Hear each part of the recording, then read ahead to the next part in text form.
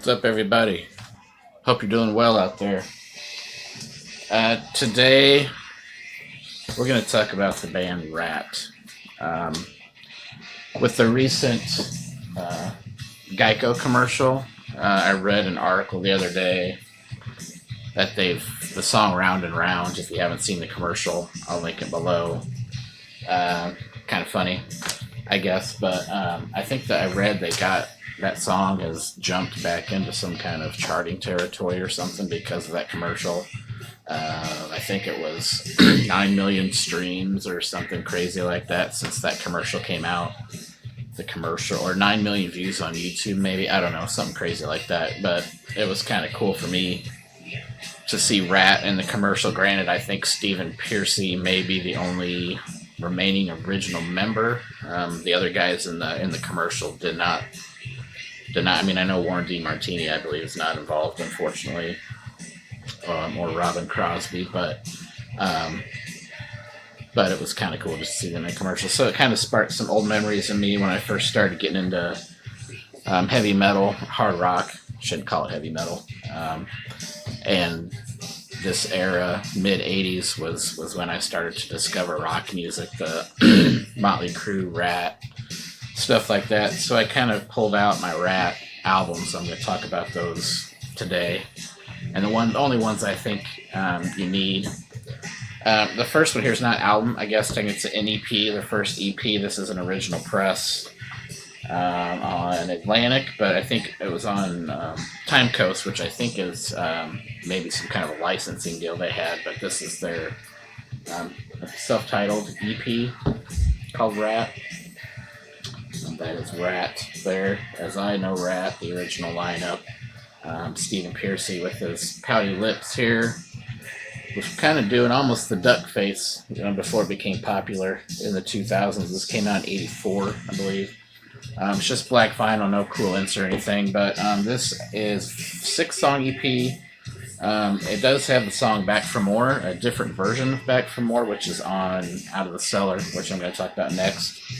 It also includes a cool song, a cover, Walking the Dog. I don't know if you can see down there, but that was recorded by, was it Rufus Thomas, I believe, back in the 60s. Cool old blues song. I think Rat actually did a pretty good job of it. A lot of people know rock and roll, at least the rock and roll that I know borrowed a lot from the old blues stuff.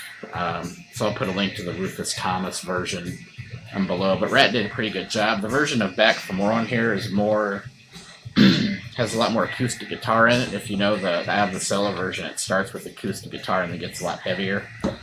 So yeah, this is the first EP that Rat put out. I think they put a couple singles out before they got signed, but that's the first EP. And you're listening to Rat in the background too. I have it on YouTube, but the video for Lay It Down was just playing, and I'll put a link below. But the kid in that video, even when it came out in the '80s, creeped me the fuck out. I don't know why. It looked like he had white makeup on his face. I don't know if he became a popular actor later or something, but God, he just creeped me the fuck out. So next up came their debut, Out of the Cellar, which is also an original press. They were on Atlantic, black vinyl, nothing to really see on the inside, a generic paper in sleeve. I don't know if this actually came with a regular insert or not. But if you remember the video for the song Round and Round, it's making the rounds, no pun intended, on YouTube and the Geico commercials. The video in that, Milton Berle was in the video, and I didn't know who he was at the time when the video came out, but my dad at the time told me, "Hey, that's Milton Berle." I wonder how Rat got him to be in the video. And at the time, I didn't have the internet. Obviously, no one did, so I wasn't sure. But I believe I ended up reading that one of the guys was dating maybe a granddaughter of his or something. I was going to research this, but it really isn't important to the music. But and that's how they got the tie to Milton Berle. And if you read at the bottom here, Beau Hill produced it, and then it says a Berle company production. So Milton Berle was somehow tied to Rat, and I'm sure helped get them their start, they were big in the Sunset Strip scene with Motley Crue and chasing girls, doing drugs, wearing makeup, all that fun stuff. But this album is not my favorite Rat album. It's got some good songs. Wanted Man, Round and Round, of course. Lack of Communication and Back from War are all great songs. The other songs are kind of eh. But this was one of my first, I think this may have been my first introduction to Rat, if I remember correctly. So not my favorite Rat album, but still a classic nonetheless. The next album, though, I consider a cock rock classic. Others may disagree with me. I don't know that there's any argument that it's not their best album. But we're talking about Invasion of Your Privacy, of course. And again, this one came out in 85, so my 12-year-old me, 13-year-old me really liked the cover there. Same lineup, which was good. I never got to see Rat live, unfortunately, at least the original lineup. I had tickets to see whatever Stephen Pearcy, whatever group of people he has touring with him now. I had tickets to that, and then I had to cancel. I believe I had some kind of family obligation. But to me, this album, every song is great on this album. I know a lot of people know Lay It Down and You're in Love, which is playing in the background. They had videos for that, but every song on this is fucking great. They could have, in my opinion, released a video for every song, and they all would have been, I don't want to say hits, but all would have been received well by the public. This one did have an insert, not much to it. Again, the Milton Berle connection, produced by Beau Hill. They had a formula going on. Songwriting was great. Top-notch guitar playing. Warren DeMartini was a very underrated lead guitarist, in my opinion. Great guitar player. Robin Crosby was a great rhythm player. When the band was firing on all cylinders, as far as this kind of music goes, they were a force to be reckoned with. This copy that I have actually still has the Rat, the video insert. Says will be available at select music or video and music retailers. I don't remember ever seeing this. Might try to hunt it down on YouTube. I'm assuming it's their music videos and behind the scenes stuff. Music videos were huge. A huge marketing thing at this time when MTV was taking off. And another funny thing here, you could get the if you look down in the order form, you could get the you get VHS or beta.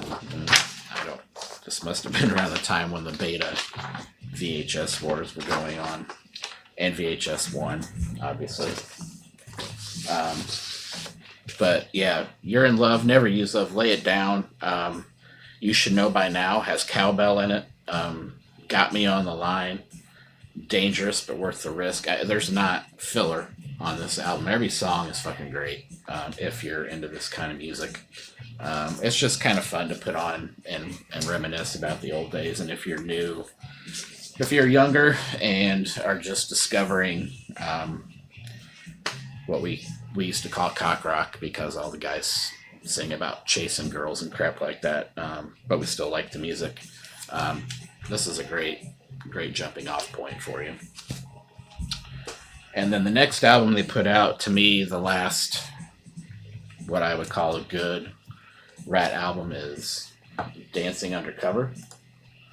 This came out in, I think it's 89. It's hard to see the date. Again, same lineup.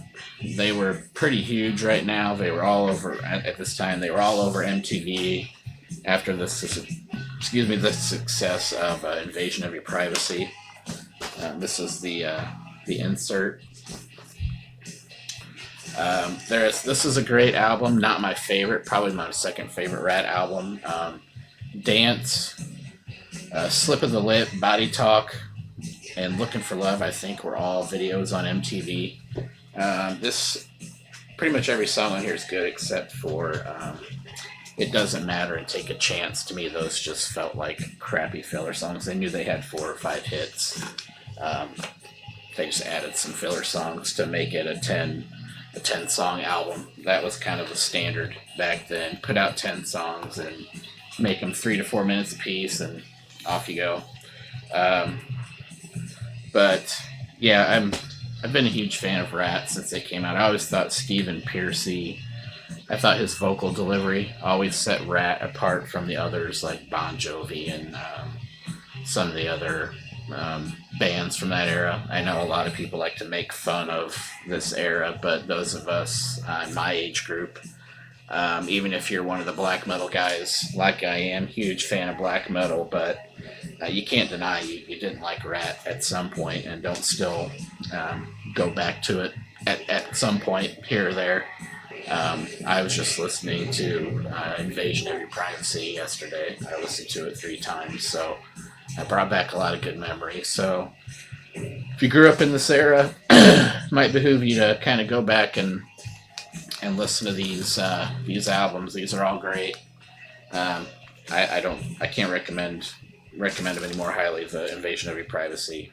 I was listening to this when I was 13 years old. I'm now 46, and I can still listen to this and not get tired of it. So that's how you know a band had something special and something to offer. It's timeless music. So thanks for checking it out, guys. I have some more videos coming up with some books that I've been reading that I finally finished. And I recently received some vinyl and some CDs and actually a couple cassettes. Yeah, cassettes in the mail. So I'll be talking about those here pretty soon. So thanks for checking out the video. I'll catch y'all later.